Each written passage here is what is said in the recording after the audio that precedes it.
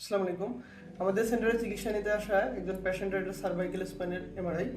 ওনার C3-4 যে ডিস্কটা আছে এটা বালজিং হয়ে গেছে এবং C5-6 যে ডিস্কটা আছে এই ডিস্কটাও বালজিং হয়ে গেছে এবং এই ডিস্কটা ফুলে যাওয়ার কারণে ওখানে নার্ভের কম্প্রেশন তৈরি হয়েছে এবং যার কারণে ওনার দীর্ঘদিন থেকে উনি ঘাড় ব্যথা এবং হাত ঝিমঝিম অবশ ভাব এগুলো উনি অনুভব করতেন।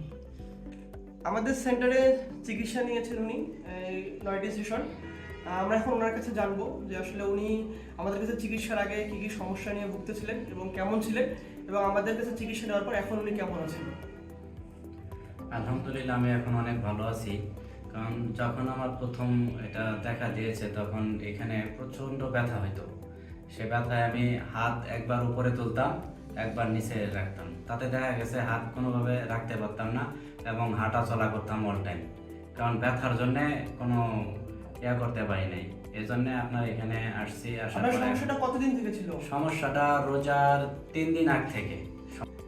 হ্যাঁ, আমি ডাক্তার দেখাইছি, দেখানোর পর উনি চিকিৎসা দিচ্ছেন, কিন্তু মানে ওষুধ লিখে দিচ্ছেন, কিন্তু ওষুধ খাওয়ার পরও ব্যথা আমার কমেনি। আমার এক বড় ভাই বলতেছে যে ওটা থেরাপি দিতে হবে, থেরাপি দিলে ভালো হবে। তা আমি ওই অনুযায়ী আমার এক ছোট ভাই আছে, তাকে বললাম যে যেখানে ভালো হয় সেখানে আমাকে নিয়ে যাও, থেরাপি দেবো আমি। তো তখন ও আমাকে আপনাদের এখানে নিয়ে আসছে। আনার পরে আপনাদের এখানে আমি থেরাপি দেওয়ার পর 9টা থেরাপি দেওয়া হয়েছে। ইনশাআল্লাহ আলহামদুলিল্লাহ আমি এখন অনেক 90% সুস্থ হয়ে আছি।